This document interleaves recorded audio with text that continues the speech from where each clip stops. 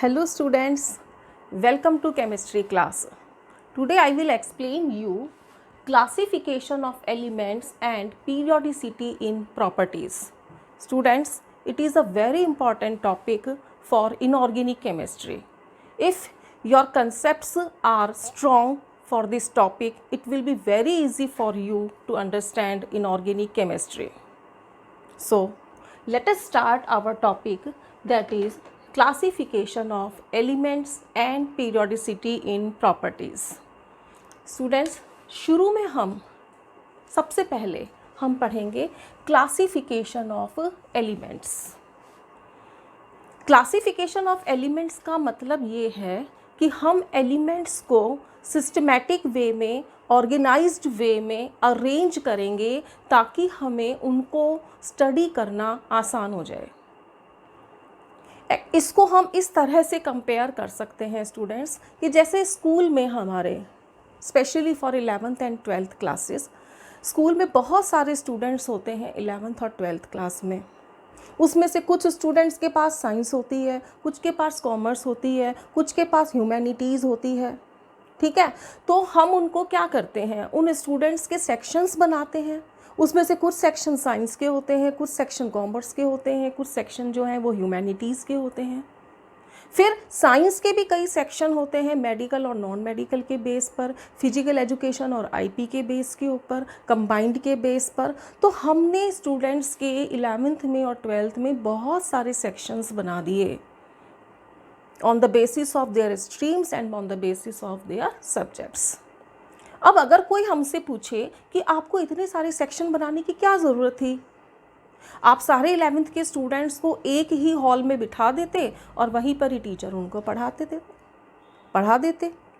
लेकिन क्या ये प्रैक्टिकली पॉसिबल है कि सारे, सपोज़ करो 100 स्टूडेंट्स हैं 11th में और वो सब एक हॉल में बैठ गए और टीचर्स आकर के उनको कोई हिस्ट्री पढ़ा के जा रहा है, कोई पॉलिटिकल साइंस पढ़ा रहा है, कोई बिजनेस पढ़ा रहा है, कोई मैथमेटिक्स पढ़ा रहा है, तो स्टूडेंट्स कैसे समझेंगे? क्योंकि उसमें कुछ स्टूडेंट्स तो आर्ट्स के, ह्यूमैनिटीज़ के हैं, कुछ कॉमर्स के हैं, कुछ साइंस के हैं. तो इसीलिए उन स्टूडेंट्स को हमें क्या करना पड़ा, कैटेगराइज करना पड़ा, उनको हमें अलग अलग सेक्शंस में डालना पड़ा ताकि टीचिंग प्रोसेस जो है वो आसान हो जाए, टीचर्स के लिए भी और स्टूडेंट्स के लिए अंडरस्टैंड करना क्या हो जाए, आसान भी हो जाए और सिस्टमैटिक भी हो जाए और इफ़ेक्टिव भी हो जाए. ठीक है, ठीक इसी तरीके से शुरू में तो एलिमेंट्स बहुत कम थे तो उनको इंडिविजुअली स्टडी कर लिया गया. लेकिन जैसे जैसे एलिमेंट्स डिस्कवर होते चले गए और नंबर ऑफ़ एलिमेंट्स बढ़ते चले गए तो उनकी केमिकल प्रॉपर्टीज़ को डिस्कस करना टफ़ हो गया. क्यों टफ़ हो गया उनकी केमिकल प्रॉपर्टीज़ को डिस्कस करना? क्योंकि एक एलिमेंट कई कंपाउंड बनाएगा और फिर वो कंपाउंड्स आपस में रिएक्शन करके फिर और कंपाउंड बनाएंगे तो बहुत सारी केमिकल रिएक्शंस हो जाएंगी. तो हम एक एलिमेंट को दूसरे एलिमेंट से कैसे तो कंपेयर करेंगे, कैसे हम उनमें सिमिलैरिटीज़ आइडेंटिफाई करेंगे, कैसे हम उनमें डिफरेंसेस आइडेंटिफाई करेंगे और कैसे हम हर एलिमेंट की केमिस्ट्री को स्टडी करेंगे.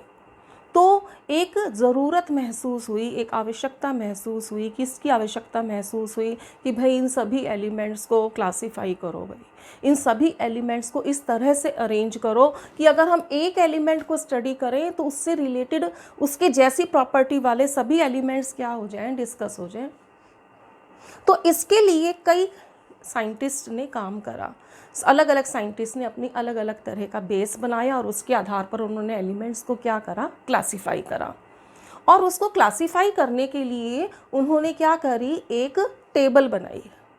उस टेबल में उन्होंने सेम प्रॉपर्टी वाले एलिमेंट्स को एक तरफ रखा और डिफरेंट प्रॉपर्टीज़ वाले एलिमेंट्स को अलग टेबल में रखा ताकि हम अगर एक टेबल के एक एलिमेंट को स्टडी कर लें तो नीचे, उसके नीचे जितने भी एलिमेंट्स हैं वो हमको स्टडी हो जाएं.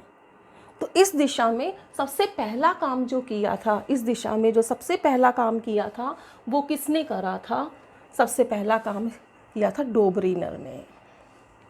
अभी मैंने आपको बताया कि एलिमेंट्स को क्लासीफाई करने की क्या ज़रूरत थी और एलिमेंट्स को क्लासीफाई करने के लिए we form a table in which elements are arranged according to their properties. That table is called as periodic table. Now we will study the historical development of periodic table, कि अलग अलग scientist आए और उन्होंने अलग अलग तरीके से पीरियोडिक टेबल को फॉर्म करने की कोशिश करी, और इसमें सबसे पहला नाम आता है डोबरीनर्स ट्रायड। इसमें सबसे पहला नाम किसका आता है? डोबरीनर्स ट्रायड का। डोबरीनर ने क्या कहा? ट्रायड का मतलब क्या है कि इसने 3 एलिमेंट्स का एक ग्रुप बनाया, जैसे कि ये। अब इसमें देखो कि ये ट्रायड है, 3 एलिमेंट्स का ट्रायड है, लिथियम, सोडियम और पोटेशियम, ठीक है। और ये इनके एटॉमिक वेट हैं, लिथियम का 7 है, सोडियम का 23 और पोटेशियम का कितना है? 39 है। तो डोबरीनर ने ये कहा कि जो सेंट्रल एलिमेंट है उसका जो एटॉमिक मास है वो इसके दोनों तरफ जो एलिमेंट्स हैं उनके एटॉमिक मास का एवरेज है। कैसे निकालेंगे एवरेज भाई? देखो 7 प्लस हमने क्या कर दिया 39 डिवाइडेड बाय क्या कर दिया 2, तो बोलो कितना आ जाएगा 23। और ये बिल्कुल ठीक है, सोडियम का कितना आ रहा है इसके अंदर? 23 आ रहा है, ठीक है।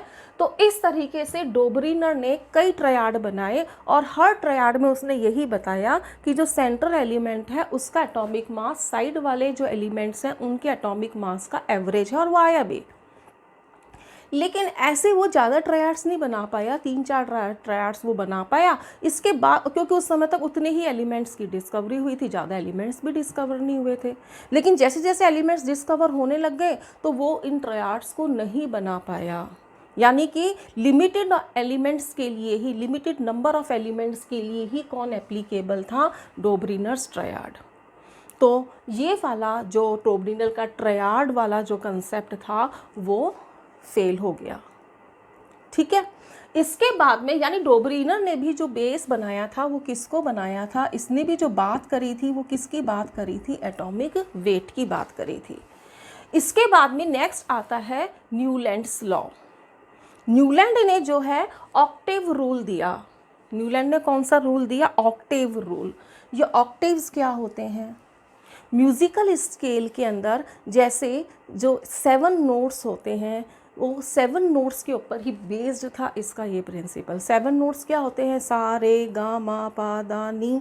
कितने हो गए? 7। और फिर जब सा आता है तो वो पहले के ऊपर आ जाता है, सा, रे, गा, मा, पा, दा, नी, सा, ठीक है। तो उसने भी यही कहा कि अगर हम एलिमेंट्स को increasing order of atomic weight में अरेंज करते हैं तो हर 8th एलिमेंट का एटॉमिक वेट, हर 8th एलिमेंट की जो प्रॉपर्टी होती है वो बिल्कुल किसके जैसी होती है? फर्स्ट के जैसी होती है। 8th एलिमेंट की प्रॉपर्टी फर्स्ट एलिमेंट की प्रॉपर्टी से बिल्कुल मैच करती है।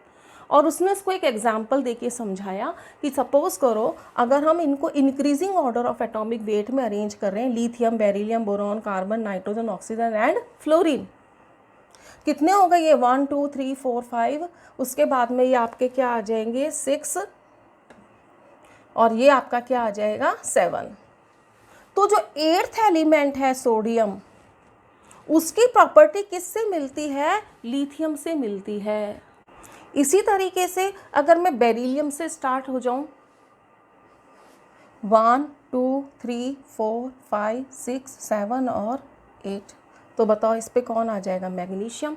और बेरिलियम और मैग्नीशियम की प्रॉपर्टी भी क्या करती है? मैच करती है। तो उसने अपना ऑक्टेव रूल दिया और उसने ये कहा कि अगर हम एलिमेंट्स को increasing order of atomic weight में अरेंज करते हैं तो हर 8th एलिमेंट की प्रॉपर्टी अपने फर्स्ट एलिमेंट से क्या करती है? बिल्कुल मैच करती है, ठीक है। तो इसको उसने अपने लॉ को नाम दिया ऑक्टेव रूल। जैसे म्यूजिकल स्केल में 8 नोट्स होते हैं, 7 नोट्स होते हैं और 8 नोट बिल्कुल फर्स्ट की तरह होता है। In the same way first और 8th एलिमेंट की प्रॉपर्टी बिल्कुल कैसी होती है? एक जैसी होती है। अब यहाँ आपने सोचा होगा, क्योंकि अब तो हमें पीरियोडिक टेबल की पूरी जानकारी है, तो अब आपको लग रहा होगा कि फ्लोरीन के बाद तो क्या आना चाहिए था? नियॉन आना चाहिए था। ये फ्लोरीन के बाद में सोडियम कैसे आ गया? तो भाई जब न्यूलैंड्स के टाइम तक नोबल गैस की डिस्कवरी नहीं हुई थी। तो जब 18 ग्रुप यानी नोबल गैस एलिमेंट्स का जो ग्रुप के जो एलिमेंट्स थे वो उस समय तक डिस्कवर ही नहीं हुए थे, वो बहुत बाद में डिस्कवर हुए हैं। इसलिए यहाँ पर फ्लोरीन के बाद यहाँ क्या ले लिया? सोडियम ले लिया। लेकिन न्यूलैंड्स ऑक्टेव रूल की भी एक लिमिटेशन थी। 40 तक के तो एलिमेंट्स इसने एटॉमिक नंबर 40 तक के तो इसने डिस्कस कर लिए, उसके बाद ही उनको डिस्कस नहीं कर पाया। यानी ये भी ज़्यादा एलिमेंट्स जब आ गए, डिस्कवर हो गए, तो उनके लिए ये एप्लीकेबल नहीं रहा। लेकिन एक सेम बात क्या रही कि ड्रोब्रीनर भी लॉ ने भी ड्रोब्रीनर के ट्रायड लॉ ने भी किसकी बात करी थी? एटॉमिक वेट की। और न्यूलैंड ने भी क्या बात करी थी कि उसने भी एलिमेंट्स को इंक्रीजिंग ऑर्डर ऑफ किस में अरेंज किया था? एटॉमिक वेट में ही किया था। यानी अब तक एटॉमिक वेट को ही सब अपना बेस बनाते जा रहे हैं। ठीक है। मेजर ब्रेक थ्रो कब आया? पीरियोडिक टेबल में मेजर ब्रेक थ्रो आया जब कौन आया? मेंडलीव आया। मेंडलीव जो रशियन साइंटिस्ट था, उसने सबसे पहले 63 एलिमेंट्स को क्या कर दिया? क्लासीफाई कर दिया। 63 एलिमेंट्स को क्लासीफाई करा उसने, और उसको क्लासीफाई करने के लिए उसने कुछ वर्टिकल कॉलम्स बनाए, और उन वर्टिकल कॉलम्स को क्या नाम दिया? ग्रुप्स। और इन ग्रुप्स की संख्या उसने कितनी बताई? 8। इन ग्रुप्स की संख्या कितनी बताई उसने? 8 बताई। ठीक है। वर्टिकल कॉलम्स बनाए, और उसने कितने वर्टिकल कॉलम्स बनाए? इस तरीके से, ऐसे करके कितने वर्टिकल कॉलम्स बनाए? 8 बनाए। और इन वर्टिकल कॉलम्स का उसने क्या नाम दिया? ग्रुप्स। अच्छा, ये जो वर्टिकल कॉलम्स थे, एक्चुअली ये 8 नहीं थे, ये वापस फिर सब डिवाइड करे गए थे। कैसे सब डिवाइड करे गए? कि जो फर्स्ट कॉलम है उसको 2 भागों में बांटा, first A and first B. इसी तरीके से सेकंड वो भी 2A और किस में बांटा? 2B में। और उसने रोमन लेटर्स यूज़ में लिए थे भाई, इस तरीके से लिया था, first A and first B. ऐसे ही उसने सेकंड ए और क्या लिया? Second B. थर्ड के भी 2 पार्ट थे उसके, third A and third B. फिर ऐसे ही फोर्थ ए और फोर्थ बी, ऐसे ही फिफ्थ ए और फिफ्थ बी। सिक्स्थ में क्या आ गया? सिक्स्थ ए और सिक्स्थ बी। सेवन्थ में क्या आ गया? 7A and 7B। और जो 8 था उसके उसने 3 पार्ट्स बनाए। तो बताइए टोटल कितने पार्ट बन गए? 1 2 3 4 5 6 7 8 9 10 11 12 13 14 और 3 17। यानी अगर हम उनके ग्रुप्स गिने तो कितने थे? 8। और अगर हम उसको सब ग्रुप्स भी हम काउंट कर ले तो कितने थे? 17। ठीक है। और जो उस समय तक नोबल गैस की डिस्कवरी हुई नहीं थी। ठीक है। तो इस तरह से वर्टिकल कॉलम्स बनाए उसने 8, और उनको उसने फिर सब ग्रुप्स में डिवाइड करा, और वो सब ग्रुप्स की संख्या कितनी निकली? 17 बनी। ठीक है। हॉरिजॉन्टल रोज, हॉरिजॉन्टल रोज का क्या मतलब है? इस तरीके से, जैसे ये है, तो ये हमारी क्या आ गई? वर्टिकल रोज आ गई, और ये हमारी कौन सी रो आ गई? हॉरिजॉन्टल रो आ गई। ऐसे उसने कितनी हॉरिजॉन्टल रो बनाई? 6, और उसको उसने क्या नाम दिया? सीरीज। तो मेंडलीव ने सबसे पहले बहुत ज़्यादा एलिमेंट, 63 एलिमेंट्स को उसने क्लासीफाई करा इस तरीके से। मेंडलीव की पीरियोडिक टेबल की सबसे अच्छी बात क्या थी? सबसे अच्छी बात ये थी कि जिन एलिमेंट्स की उस समय तक डिस्कवरी भी नहीं हुई थी, उसने अपनी टेबल में उनके लिए वैकेंट स्पेस छोड़ दिया, और उसने पहले से ही उनकी प्रॉपर्टी बता दी कि ये एलिमेंट फ्यूचर में डिस्कवर हो सकता है, और जो भी होगा उसका मेल्टिंग पॉइंट इतना होगा, उसका एटॉमिक मास इतना होगा, और उसकी डेंसिटी इतनी होगी। और आगे देखा गया कि वो बिल्कुल उससे मैच कर रहे हैं। फॉर एग्ज़ाम्पल कि अगर मैं यहाँ पर ले लूँ, सपोज़ करो कि मैंने यहाँ पे ले लिया एल्यूमिनियम। ठीक है। तो एल्यूमिनियम के नीचे कौन सा एलिमेंट आना था उसको नहीं पता था, तो उसने इसको क्या नाम दे दिया? ए का एल्यूमिनियम। उसने इसको क्या नाम दे दिया? ए का एल्यूमिनियम। ए का एल्यूमिनियम का क्या मतलब हुआ? कि एल्यूमिनियम के बाद जो भी आएगा, और बाद में ये पता लगा कि एल्यूमिनियम के नीचे कौन आता है? गैलियम आता है। तो उसने ये जिस एका एल्यूमिनियम का नाम लिया, जिसकी डिस्कवरी नहीं हुई थी गैलियम की, उसने उसके बारे में भी बता दिया था कि भाई ये जो एलिमेंट होगा इसकी डेंसिटी इतनी होगी, इसका मेल्टिंग पॉइंट इतना होगा और इसकी प्रॉपर्टीज़ ये होंगी। और बाद में जब मैच करके देखा गया तो वो बिल्कुल एग्जैक्ट मिला। इससे पता लगा कि मेंडलीव कितना जीनियस था। मेंडलीव की पीरियोडिक टेबल में कुछ प्रॉब्लम्स थी, कुछ कमियां थी, लिमिटेशंस थी, जिनको आगे आकर के जो है मॉडर्न पीरियोडिक लॉ ने उसमें इम्प्रूवमेंट किया। और हमें अब जो पढ़नी है डिटेल में वो पढ़ना है मॉडर्न पीरियोडिक लॉ, जो मैं आपको नेक्स्ट वीडियो में बताऊंगी। ठीक है, आई होप आपको ये हिस्टोरिकल डेवलपमेंट समझ में आ गया होगा, क्लासिफिकेशन ऑफ एलिमेंट्स का। So stay home, stay safe and do study. Goodbye.